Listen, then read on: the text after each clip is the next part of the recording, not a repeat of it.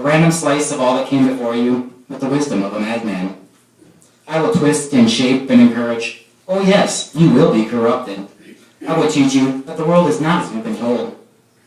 I will tell you what it means to be a man and a woman, and the difference is all in your head. Now what is right or wrong, only what's right for you. Adults lie, juvenile records are not permanent. Kids were made for fun. While we're at it, Santa Claus is a zombie.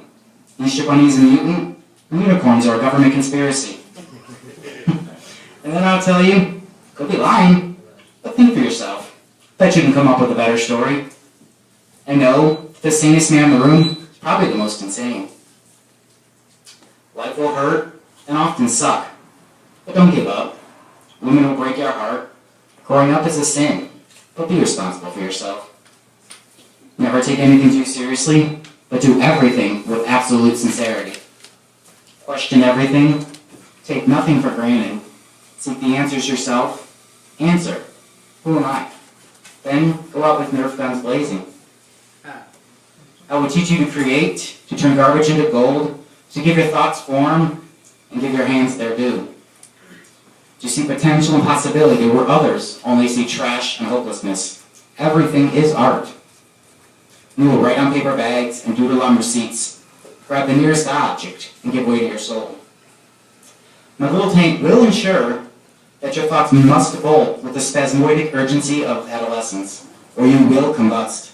And sometimes, I will tell you to do just that. Life will be your creation. Therein lies the truest art. The finest work of man is to make something out of themselves. Why the anti-child? Because you will be the antithesis of every other kid. You will be better. You are our legacy. A universe of your own making awaits you, built on a family of love, life experience, and more than a few comic books.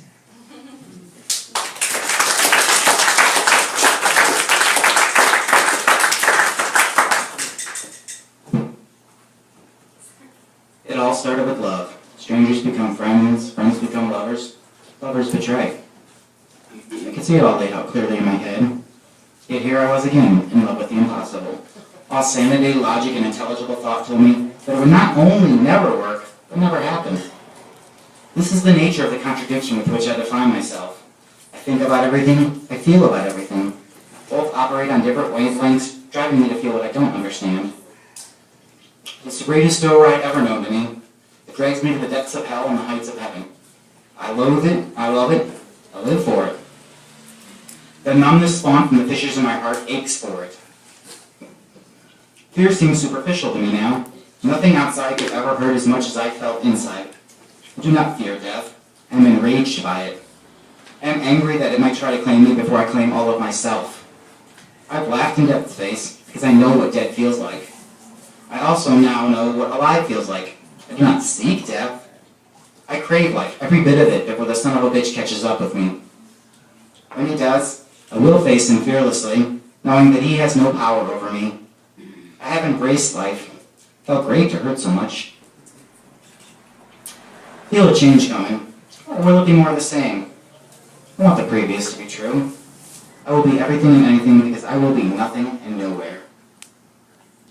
Rage fuels me, the smoke of sadness filtering in the distance, the signals leading the trail all the way back to who I was. But the fires burn.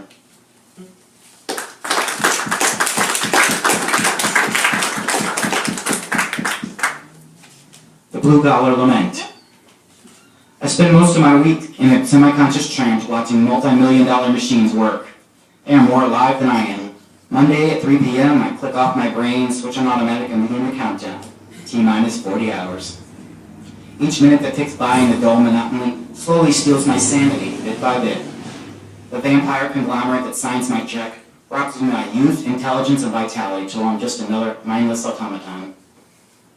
These walls are masters of time. Each minute closer to Friday gets slower and slower until Friday they seem to tick backwards.